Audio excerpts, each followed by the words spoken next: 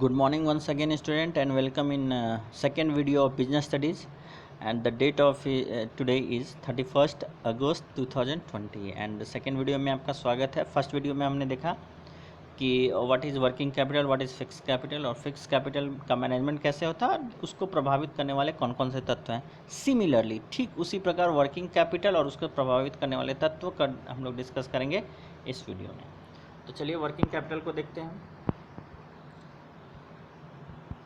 Apart from the investment in fixed assets, every business organization needs to invest in current assets. Current assets का मतलब होता है कि वैसा चीज़ जिसको कि हम जिसका कि इस्तेमाल करके एक साल के अंतर्गत उसको जो है उसका इफेक्ट प्राप्त कर सकते हैं बिजनेस में। This investment facilities smooth day to day operations of the business.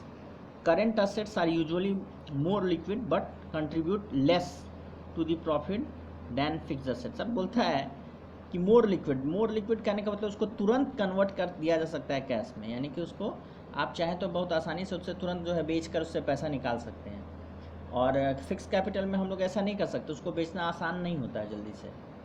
तो दोनों जो है आप करेंट कैपिटल को बेच के आप तुरंत पैसा निकाल सकते हैं, लेकिन वो जो है फिक्स कैपिटल से कम जो है प्रॉफिट में सहयोग करता है। कारण इसका है कि एग्जाम्पल ऑफ कारण इसका ये है कि फिक्स एसेट लॉन्ग टर्म तक बिजनेस को सर्व करते रहता है, और जितना लॉन्ग टर्म तक बिजनेस जाएगी उसका कॉस्ट धीरे धीरे कम हो जाएगा धीरे धीरे, और जो है आप एक्सपैंड कर सकते हैं।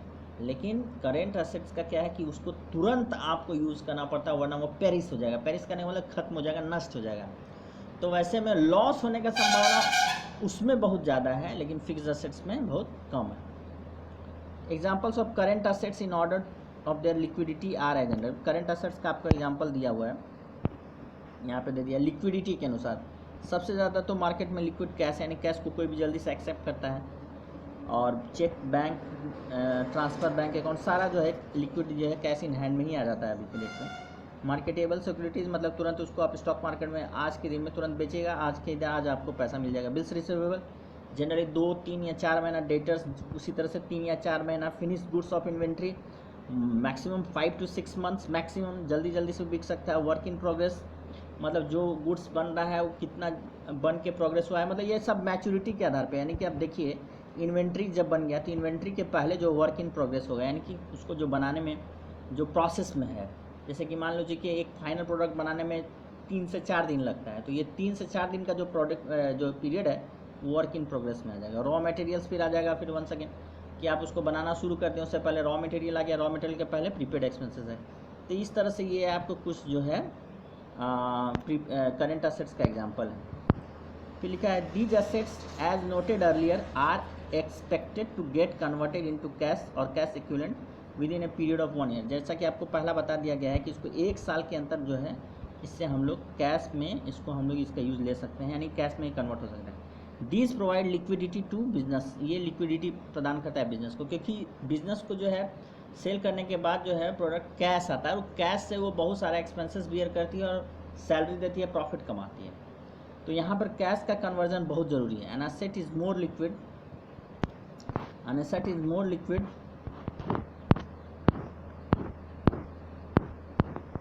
इस तरफ आइए,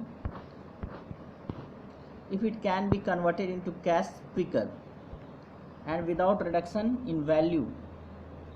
Insufficient investment in current assets may make it more difficult for an organization to meet its payment obligation। बताता है कि अगर आप इसको जल्दी से माल नहीं बिका तो आपका पेमेंट ऑब्लिगेशन मतलब जो आपका दायित्व है, यानी जो आप क्रेडिटर से लिए हुए हैं माल सॉरी उधार पे जो माल आपने खरीदा है, या चाहे बिल पेबल है, चाहे बैंक का इंटरेस्ट देना हो, ये सब का ऑब्लिगेशन आप कैसे पूरा कीजिएगा। तो इसलिए बेच का तुरंत पैसा कमाना जरूरी है।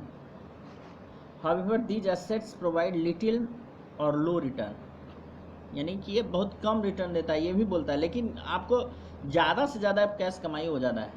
Hence balance needs to be struck between liquidity and profitability. बोलता है इसलिए ऐसा नहीं हो कि आप जो है जल्दी इसको सेल करने के चक्कर में प्रॉफिटेबिलिटी को भूल जाएं। तो दोनों का बैलेंस होना बहुत ज़रूरी है। उसके करेंट असेट्स का जस्ट वाइस वर्चा होता है करेंट लायबिलिटी। करेंट लायबिलिटी मतलब उसको आपको पेमेंट तुरंत देना है। तो current liabilities are those payment obligations which are due for payment within 1 year. ठीक उसी प्रकार जैसे कि 1 साल के भीतर आप उसको कैश में कन्वर्ट कर सकते हैं, ठीक उसी प्रकार 1 साल के भीतर आपको इसको पेमेंट भी करना पड़ेगा। सच एज बिल्स पेबल है, क्रेडिटर्स है, आउटस्टैंडिंग एक्सपेंसेस है, एडवांसेस रिसीव फ्रॉम कस्टमर्स है। तो इससे आपको जो है पैसा तुरंत आपको वापस देना पड़ेगा। तो वही चीज़ है। Some part of current assets is usually finance through short term sources. बोलता है करेंट असेट्स का कुछ जो हिस्सा है उसको शॉर्ट टर्म से यूज करना चाहिए। जैसे कि कैपिटल बजटिंग डिसीजन में क्या था कि लैंड एंड बिल्डिंग और फिक्स्ड असेट्स और प्लांट एंड मशीनरी सबको खरीदने के लिए आप लॉन्ग टर्म सोर्सेज का इस्तेमाल कर सकते हैं, like equity share, preference share, और आपका रिजर्व एंड सरप्लस था, रिटेन अर्निंग्स था, लाइक दिस, या डिबेंचर था। तो इसी तरह यहाँ पे है कि करंट असेट्स को फाइनेंस करने के लिए, वहाँ पैसा आप प्राप्त करने के लिए आप शॉर्ट टर्म फाइनेंस यूज कर सकते हैं। एंड शॉर्ट टर्म फाइनेंस है वो होता है करंट लायबिलिटी भी आप कर सकते हैं उसको।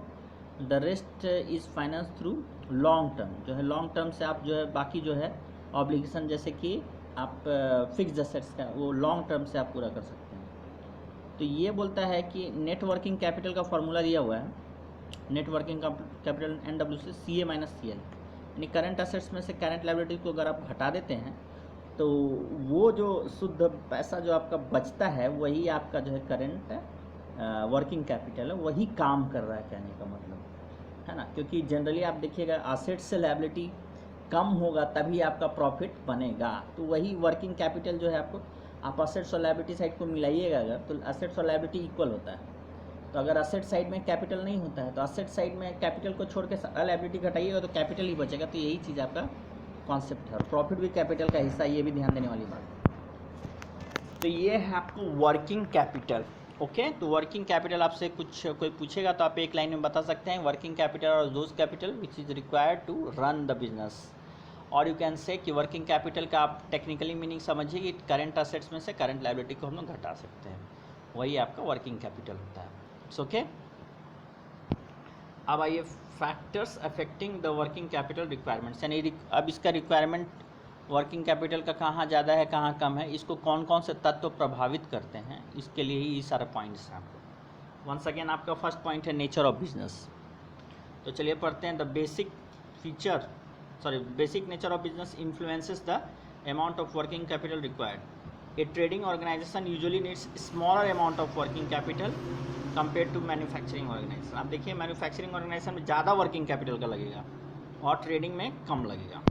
This is because there is usually no processing. Trading में कोई प्रोसेसिंग नहीं होता है। Therefore there is no distinction between raw materials and finished goods. यहाँ पे ना रॉ मटेरियल ना फिनिश्ड गुड्स का झंझट है, लाइए और बेचिए।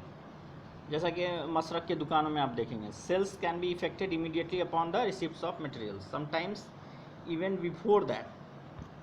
इन a manufacturing business however raw material needs to, तो ये बहुत क्लियर चीज़ है, इसमें हम लोग ज़्यादा वक्त नहीं लेंगे। नेक्स्ट आइए स्केल ऑफ ऑपरेशन।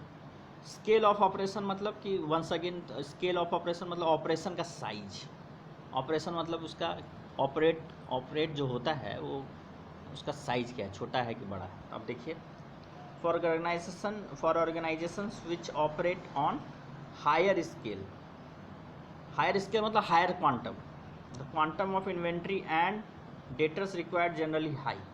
यानी जिसका स्केल ऑफ ऑपरेशन जिसका ज़्यादा है तो उसको ज़्यादा वर्किंग कैपिटल लगेगा, जिसका कम है उसको कम लगेगा। सिंपल सा बात है scale of operation. Now point number 3 आइए बिजनेस साइकिल। देखिए बिजनेस साइकिल हमेशा आता है, बिजनेस साइकिल 1 मार्क्स का क्वेश्चन के लिए भी इंपॉर्टेंट है। बिजनेस साइकिल मतलब होता है कि पर difference phases of business cycle affect by working capital of the firm. In case of boom the sales as well as productions are likely to be large and therefore larger amount of working capital is. देखिए business cycle में आपको बता देता हूँ, जैसे कि मान लीजिए कि आप जैसे ही प्रोडक्ट बनाएं और प्रोडक्ट बनाने के बाद कितने दिनों में वो बिक जाता है, तो ये जो डिफरेंस होता है टाइम का, इसी को साइकिल बोलते हैं। साइकिल मतलब चक्र में आप देखिएगा कि जब वस्तु बनना शुरू हुआ और बनने से शुरू होने से वो बिकने से पैसा लाने तक का टाइम कितना होता है, उसी को हम लोग बिजनेस साइकिल बोलते हैं। बूम पीरियड मतलब जहाँ पे लोग खरीदना पसंद करते हैं, लोगों के पास पैसे ज़्यादा हैं, बूम पीरियड होता है वो।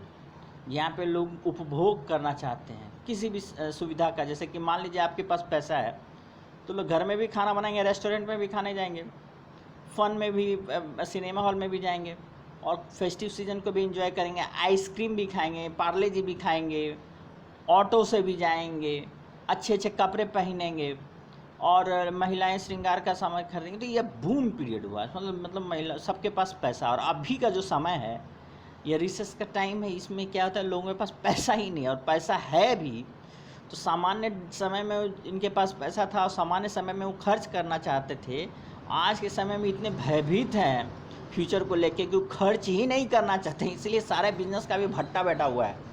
लोग जो है मार्केट में पैसा खर्च ही नहीं करना चाहते हैं, है ना। तो बहुत कम चीज़ों से ही काम चलाना चाह रहे हैं। तो इस तरह का जो टाइम होता है उसमें आपको वर्किंग कैपिटल, उस समय बिजनेस का कोई कॉन्सेप्ट रह ही नहीं जाता। आपके पास प्रोडक्ट है लेकिन वो बिक नहीं रहा है। बताइए इससे आप, इससे ज़्यादा नुकसानदेह एक कंपनी के लिए, एक बिजनेस के लिए, एक दुकानदार, ट्रेडिंग कंसर्न हो चाहे मैन्युफैक्चरिंग कंसर्न हो, उसके लिए क्या हो सकता है। तो वही चीज़ बोलता है बिजनेस साइकिल।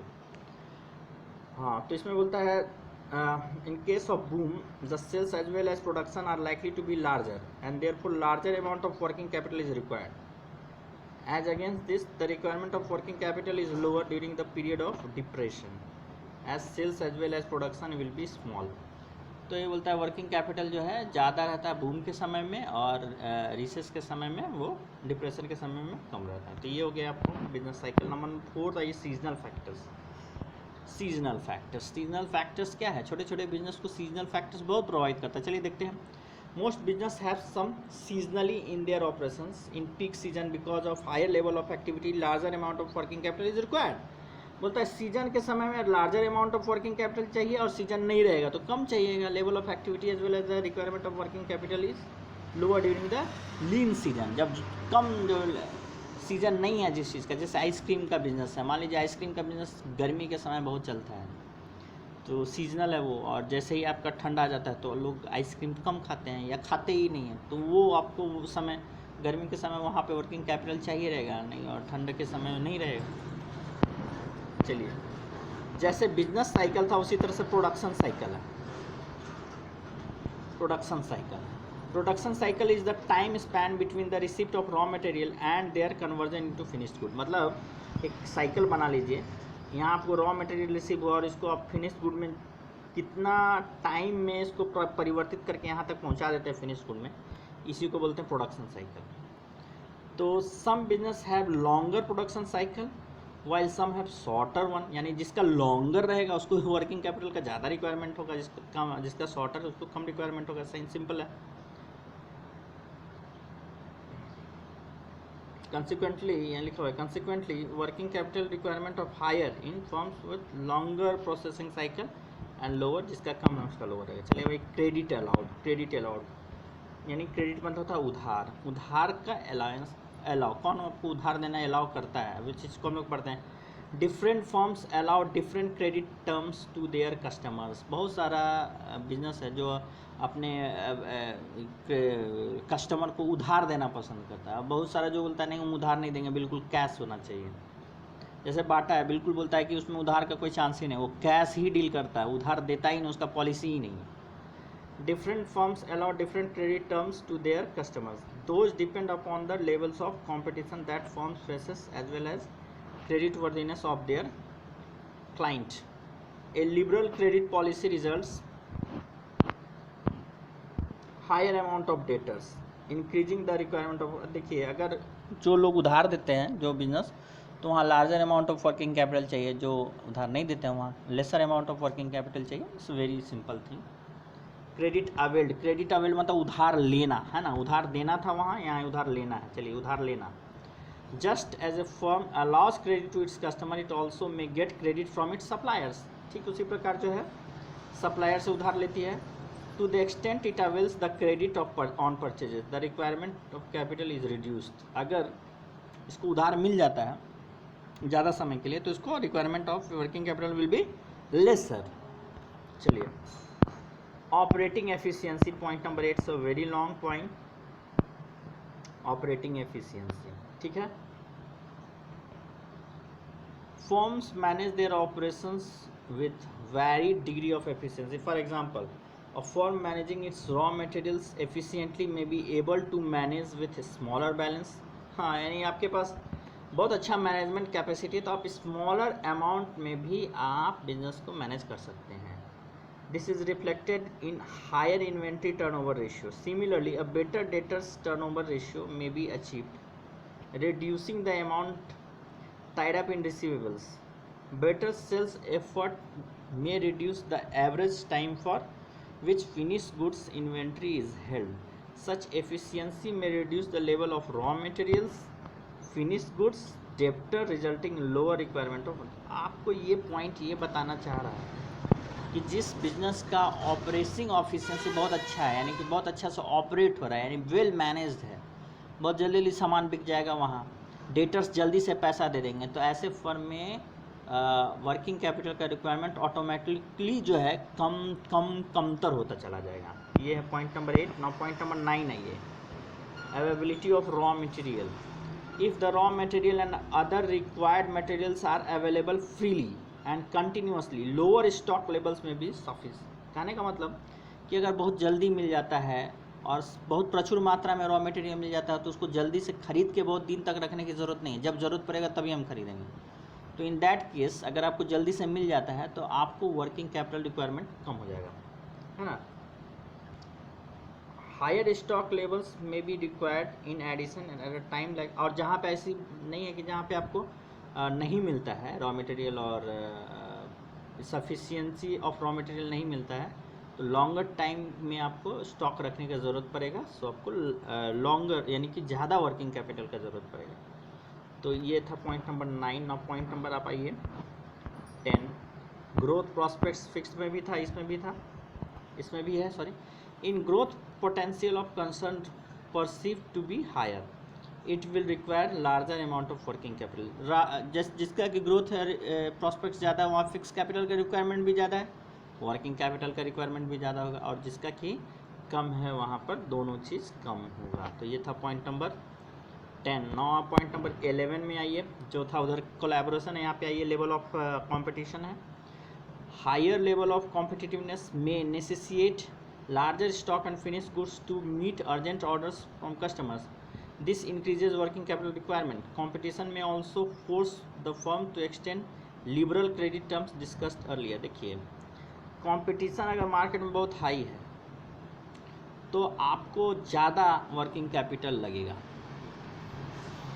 क्योंकि आपको उस समय आपको रेडी टू स्टॉक ज़्यादा रखना होगा. जैसे ही आपको रिक्वायरमेंट मिले तुरंत आपको फुलफिल करना पड़ेगा, अदरवाइज दूसरा कोई आपका वो आपकी जगह वो सप्लाई कर देगा. तो इस तरह से आपको वो ज़्यादा वर्किंग कैपिटल लगेगा. तो लेवल ऑफ कंपटीशन भी वर्किंग कैपिटल रिक्वायरमेंट को अफेक्ट करता है. चल नेक्स्ट आइए नेक्स्ट है number inflation.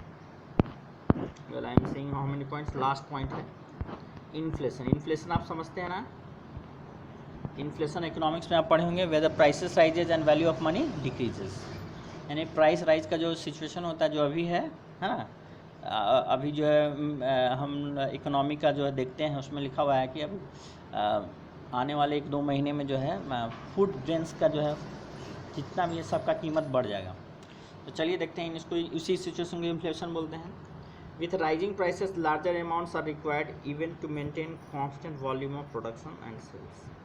The working capital requirement of business thus become higher with higher rate of inflation. यानी कि ज़्यादा इन्फ्लेशन है, यानी प्राइस राइजेस हो रहा है, तब आपको ज़्यादा वर्किंग कैपिटल लगेगा. It must however be noted that inflation rate of 5% does not mean that every component of working capital will change by the same percentage. देखिए 5% से अगर इन्फ्लेशन है तो इसका अर्थ ये नहीं समझिएगा कि वर्किंग कैपिटल का एवरी कंपोनेंट पे भी 5% का इंक्रीज हो गया, ऐसा नहीं होता है. तो एक्चुअल में आप देखिएगा, आपको अगर इन्फ्लेशन अगर बढ़िया से आप पढ़िएगा इकोनॉमिक्स तो पाइएगा कि ग्रोथ जहाँ पे है, जहाँ पे जिस समुदाय का बहुत ज़्यादा ग्रोथ हो रहा है वहाँ पे प्राइस राइज होना ही होना है, क्योंकि amount of money will also increase. और जब amount of money will increase तो ऑटोमेटिकली प्राइस राइज होगा भी. तो ये भी एक पॉइंट है. So the actual requirement shall depend upon the rates of prices change of different components, example raw material, finished goods, labor। तो इस तरह से सिंपल सा बात है कि अगर सब चीज़ का प्राइस बढ़ेगा तो वर्किंग कैपिटल का रिक्वायरमेंट भी आपका बढ़ जाएगा, है ना, क्योंकि रॉ मटेरियल और लेबर सबका जो है पैसा जो है रेट जो है वो भी उसके साथ धीरे धीरे धीरे बढ़ता चला जाता है। तो ये रहा आपका वर्किंग कैपिटल से रिलेटेड। आपको इतना सारा पॉइंट जो है आपको दिमाग में रखना है, क्योंकि आजकल का जो क्वेश्चन आता है वो इस तरह से नहीं आता है कि डिस्कस एनी 5 पॉइंट्स और एनी 6 पॉइंट और any 3 points which affects working capital requirements of A business. तो इस तरह से क्वेश्चन नहीं आता है। आपको पहले आप पैराग्राफ दे देगा और उसमें आपसे पूछेगा कि इस पैराग्राफ में वर्किंग कैपिटल इफेक्ट हुआ है और इसका कौन सा पॉइंट है वो आपको ढूंढना पड़ेगा। तो जब तक आप इसका पॉइंट को बेसिकली समझते नहीं हैं तब तक आप जो है उस क्वेश्चन को हल नहीं कर सकते। इवन हर क्वेश्चन में इसी तरह से देता है कि एनसीईआरटी का पॉइंट। अब आपको ऐसे केस में आपको जब ऐसे सवाल आते हैं तो ऐसे केस में इसको हल करने के लिए आपको न केवल पॉइंट को रिमेंबर करना है बट ऑल्सो आपको पॉइंट को समझना पड़ेगा, अदरवाइज़ आप ऐसे सवाल को हल नहीं कर सकते हैं। ये बिल्कुल साफ़ है। इसलिए आप ये जो फाइनेंशियल मैनेजमेंट का जो ये किताब है इसका मैंने एनसीईआरटी से आपको लाइन बाय लाइन करके समझा दिया है।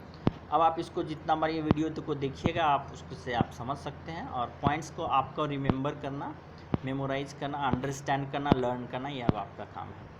Thank you so much.